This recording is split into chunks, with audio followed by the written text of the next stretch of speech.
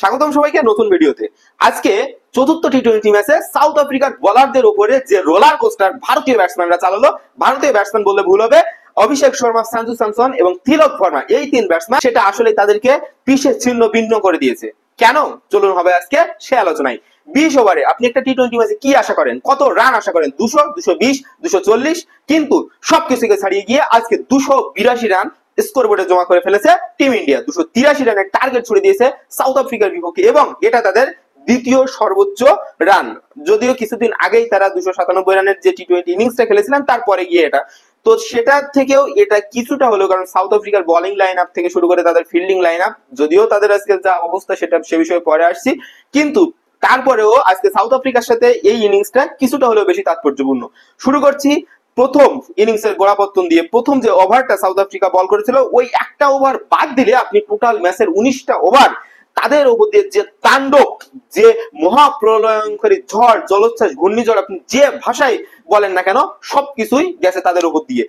সাতজন বোলারকে ব্যবহার করেছেন ক্যাপ্টেন এইডেন মার্কার, তিনি নিজেও বল হাতে তুলে নিয়েছেন একটু পরাস্ত করার আশায়, কিন্তু তারা প্রত্যেকেই 10 ইকোনমির উপরে বেশি রান তো দিয়েছেনই, ম্যাক্সিমামে 14-15 করে দিয়েছেন। ইভেন একজন ট্রিস্টান স্টাফ তিনি 21 রান দিয়েছেন একবারে, তো একবারে তিনি 21 দিতেই পারেন।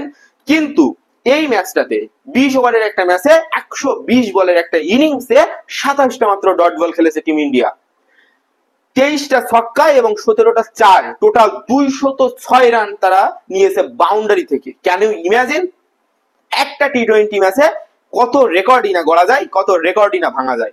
সব কিছুকে ছাপিয়ে আজকের ম্যাচে সাউথ আফ্রিকার মাঠে তাদের দর্শকদের সামনে যে উত্তাল আবহাওয়া ভারত ব্যাটিং লাইন আপ তাদেরকে উপহার দিয়ে আসলো, সেটা তাদের জন্য খুবই লজ্জাজনক।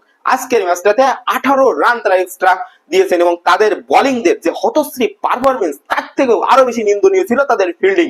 একের পর এক ক্যাচ মিস, একটি নয়, দুটি নয়, 5 থেকে 10টি ন্যূনতম তারা ক্যাচ মিস করেছে খেলার মাঠে, এবং তাদের ফিল্ডিং সেটা এতটাই জঘন্য ছিল যেটা আসলেই চোখে আঙুল দিয়ে দেখিয়ে দিচ্ছিল এর থেকে তো বাংলাদেশ ফার বেটার। বাংলাদেশের সাথে ভারত এতটা তাণ্ডব কখনো চালিয়েছে কিনা সেটা ক্রিকেট প্রেমীদের হয়তো মনে পড়ে না বা পড়বেও না, কিন্তু এই যে সাউথ আফ্রিকার বোলিং লাইন আপের সামনে তারা যে তাণ্ডবটা চালালো, বিশেষ করে সঞ্জু স্যামসন এবং তিলক বর্মা, সেটা আসলেই ব্যাকরণের কোনো বিশেষণে আপনি বিশেষায়িত করতে পারবেন না। আফসোসটা লাগছে অভিষেক শর্মার জন্য। তিনি আফসোস করবেন কেন তিনি 18 বলে 36 রান করে প্যাভিলিয়নের পথ ধরলেন মাত্র 4টা 6 মেরে, বাকিরা তো 10টা 9টা করে 6 মেরে গেছেন। তিনি হয়তো ক্রিজে থাকলে আরেকটি সেঞ্চুরি বাড়াতে পারতেন, আরো কিছু 6 তিনি মারতে পারতেন, আরো কিছুক্ষণ ব্যাটে থেকে ব্যাট করার যে নেশা সেটা কিছুটা হলেও কমাতে পারতেন। আজকের ভারতীয় সাপোর্টারদের থেকে শুরু করে তাদের ড্রেসিং রুমে থাকা কোচ এবং বাকি প্লেয়ারদের কাজ ছিল শুধুই হাততালি দেওয়া। পার্টনারশিপ তারা বিল্ড করেছে, দেখেছে তাদের দর্শক, আর সবকিছু মিলিয়ে বাইরে তো সূর্যকুমার যত বোরিংই হয়ে যাচ্ছিল, একের পর এক হাততালি দিতে দিতে 210 রানের পার্টনারশিপ বিল্ড করে ফেলেছে তারা। প্রথমে পাওয়ার প্লেতে 5.5 বলে 73 রানে যখন অভিষেক শর্মা প্যাভিলিয়নের পথ ধরলেন, তখন কিন্তু ভারত ম্যাচে অনেকটাই সেট। তারপরে জাস্ট সঞ্জু স্যামসনের সাথে তিলক বর্মা যে পার্টনারশিপ গড়ে যে মহাপ্রলয়ঙ্করী তাণ্ডব চালালেন, সেটা আসলে কোন সাইক্লোনের থেকে কোনো অংশে কম না। ভারতের এই ব্যাটিং লাইন আপ আপনাকে হাসাতে পারে, আপনাকে কাঁদাতে পারে, আপনাকে অবাক করতে পারে। অবিস্মরণীয়, খুবই বৈচিত্র্যময় এই ব্যাটিং লাইন আপ। আজ 283 তো কাল শুধু 82, সবকিছুই এই ব্যাটিং লাইন আপের কাছ থেকে আমরা দেখতে পারি বা আশা করতেই পারি। দেখা যাক দ্বিতীয় ইনিংসে সাউথ আফ্রিকা কতটা এই তাণ্ডবের জবাব, প্রতি উত্তর ভারতের বোলিং লাইন আপকে দিতে পারে। নিশ্চিত হারের এই ম্যাচটার ব্যবধানটা কতটুকু কমাতে পারে, নাকি ইতিহাস তৈরি করে 283 রানের টার্গেটকেও মামুলি টার্গেট বানিয়ে ম্যাচটা জিতে নিতে পারে Henry Klaasen, Tristan Stubbs, Aiden Markram এবং গত ম্যাচের মহাপ্রলয়ঙ্করী ইনিংস খেলা মার্কো জনসন। সবকিছুই দেখবো দ্বিতীয় ইনিংসে।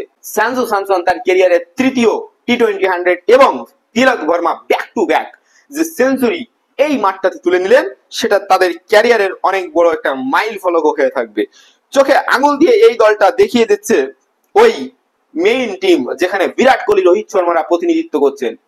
এই দল বনাম ওই দল, কোনটাকে এগিয়ে রাখবেন আপনি জানাবেন কমেন্টে। আজকের খেলায় ফলাফল কোন দিকে গড়াতে যাচ্ছে, কারা হতে পারে আজকের ম্যাচের বিজয়ী, সেটাও জানাবেন কমেন্টে। ধন্যবাদ সকলকে, দেখা হবে পরবর্তী ভিডিওতে। সাবস্ক্রাইব করে পাশে থাকার অনুরোধ রইল আপনাদের কাছে।